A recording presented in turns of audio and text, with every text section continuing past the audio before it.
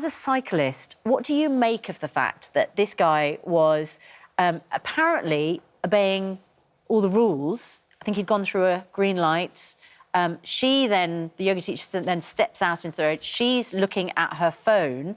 And the judge says that the cyclist owed a duty to other road users to drive with reasonable care and skill. Even where a motorist or cyclist had the right of way, pedestrians who are established on the road have the right of way. As a cyclist, does this make it harder?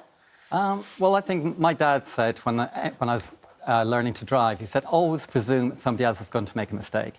So we all, whether we're pedestrians, cyclists or drivers, owe a duty of care to other road users. Yeah. So we should always presume somebody's going to make a mistake.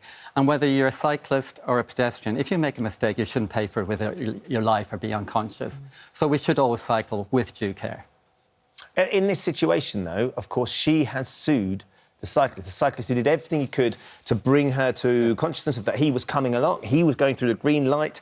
We're led to believe, you know, enough accusations are thrown at cyclists for going through red lights. I'm sure Mike will be very keen to talk about the fact that cyclists don't tend to obey the rules of the road. This is exactly what he was doing. However, he is now liable. She was looking at her phone, she stepped out into the road, she was in the wrong, and yet it's the cyclist that's got to pay. I think it's pretty outrageous, considering both of them were left unconscious. You'd thought King Solomon would have said, you've both paid your penalty, case dismissed. 3 people as well stood up in court and said it wasn't the cyclist's fault, or were witnesses to say it wasn't the cyclist's fault. I mean, that's very clear. She was on the phone. We have a real issue with mobile phones, whether it's pedestrians or drivers. For cyclists, it's a real risk for us. I mean, some people have been killed by people walking out in front of... Cyclists are killed by pedestrians walking on the road. Should we then ask, should pedestrians carry insurance? Yeah. I think one of the problems here as well is the speed at which the cyclist was going. If you're going so fast that when you hit a pedestrian, you're both knocked unconscious... Well, he was going between 10 and 15 miles an hour. Well, I don't know how fast he was going, because I haven't seen that. It's less than the speed limit, but as we said, he doesn't have to stay to But that's pretty fast. If you're hitting into somebody and you're knocking yourself unconscious and knocking them unconscious, then you're going too fast. It's as simple as that. And if he was driving a car and he'd hit somebody, he would also have been liable for whatever happened, even if she was reading from her phone. Well, the judge says that she must clearly have equal responsibility if she is crossing the road without looking, and if she is looking at her phone, even more so. Yes. There's no doubt about that, but the problem is parts of London now, you don't know which way you're supposed to be looking. I don't know whether you've ever seen the cycle superhighway that runs up and down the Thames, there's one that runs up and down Blackfriars. There's cars coming from different directions, there's lights all over the place, there's bikes coming from the left, coming from the right. Yeah. I came in here today in a taxi, right, and I had a quick sort of scientific poll of what all the cyclists were doing, and only one of them stopped at a red light. Everybody else was on the pavement, people were riding without helmets, which they're supposed to wear, apparently. No, don't. You don't have to wear a helmet? There's no legal requirement. This is a big problem, isn't it? That cyclists don't do themselves any favours, unfortunately. Because of the proliferation of cycling, and we want more people to be cycling, we want to take cars off the road, we want people to get engaged, but cyclists that don't obey the laws of the road... Which is most of them, frankly. Which is, if you're in a big city like London, you see that happen a lot, but that's one of the issues, I think that's a cyclophobic comment. Cyclophobic? Yes, because... Is that a thing? But I cycle... Yes, it is. But I do cycle. Can I explain why? I've seen cyclists go through... Why? Yeah, of course. We are constantly talking about people wearing helmets, cyclist behaviour. Let's look at the figures. 0.2% of the serious injuries in Britain are caused by cyclists. 99.8% are caused by drivers. Yet all the debate is about what cyclists are doing. What we should be talking about... It's not, to be fair, this debate is about what cyclists are doing. I don't think all the debate is what cyclists are doing. Most of the debate is about what cyclists are doing.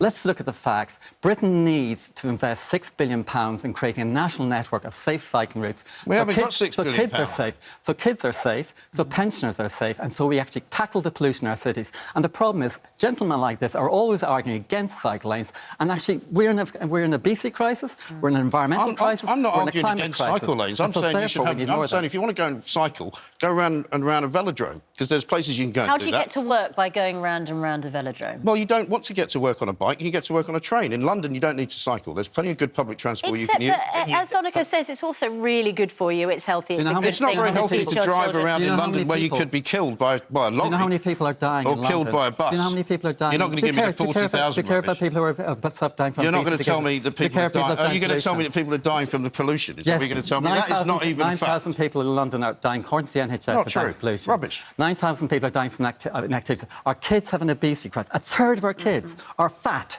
and they are having a lifetime. It's a Because I'm lifetime of ill health, and our government should be investing in a network that They will are make our investing. children They've safe. spent £1 billion in London alone. Would it help if there was a legal requirement for cyclists to wear helmets? There was a legal requirement for cyclists to be insured, because in this case, then his insurance would cover her injuries. Okay. So the question about helmets, legal requirement to wear a helmet, is about safety, yeah? Yes. It's about saving lives. Yes.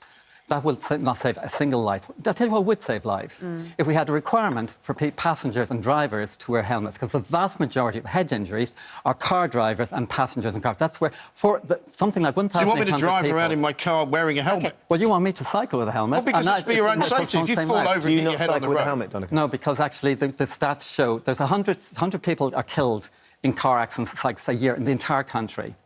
If I'm killed by this gentleman in a car, hit by this gentleman in a car in anything over 10 miles per hour, I'm dead. Would you make your children wear helmets? I wouldn't, because it doesn't save their lives. Wow. You won't make It doesn't save You're their lives. cycling and you won't... Wow. You're a Look kind of at- anti-car if you look- fanatic, aren't you? No, I'm actually... No, You're an anti-car fanatic, no, aren't you? You use the word a war on car. The whole... I didn't say war on cars. Most of the jargon is there's a war on car. Well, tell me how many people how many cyclists have killed cars? How many pedestrians killed cars?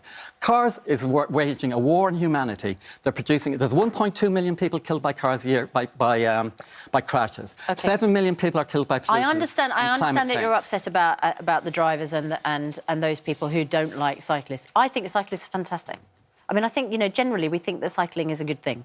Do you think, though, that when you have an accident like this where someone is... And, of course, both of them were knocked unconscious, both of them were injured, that perhaps having insurance and licensing might protect everybody? Good question. The facts are, is if you introduce licensing, and if you... Remember, we're talking about really, really rare cases. We're not 0.2 of 1%. That's what we're talking about here. Why are you so against... Why are you so against... Hang on. Why are you so against If we registration? introduce licensing Yes. and insurance, that a significant number of people will stop cycling because of bureaucracy, and therefore we'll have more people dying of pollution and more people dying. So you think the bureaucracy That's would rubbish. lead to less people cycling? That's right. That's not correct. true. That's happened in Australia. What bureaucracy are you talking They about? What, going introduced in online Australia, and and that's finding what an happened. insurance policy? This is the problem with cyclists, right? And particularly the ones who want to see the end of cars. They basically don't want to have... You do think they're waging a war on cars? Well, I think they are, yeah, some of them are. I mean, this guy is a supporter of Extinction Rebellion. They want to get rid of cars out of Britain. They want to get rid of planes out of Britain. How are you supposed to get anywhere if you can't get into a car and drive there? Mike, you get on your bike. Yeah, I'll get on my bike. I'll get on his bike. And there we must leave it. Good to talk to you both this morning. Thanks very much indeed.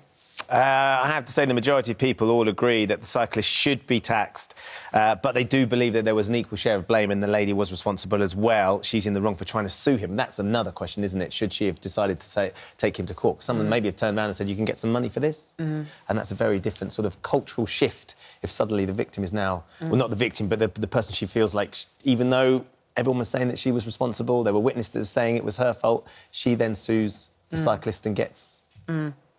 The award I from also court. understand that cyclists probably feel more vulnerable than motorists on the road, but pedestrians do look where you're going.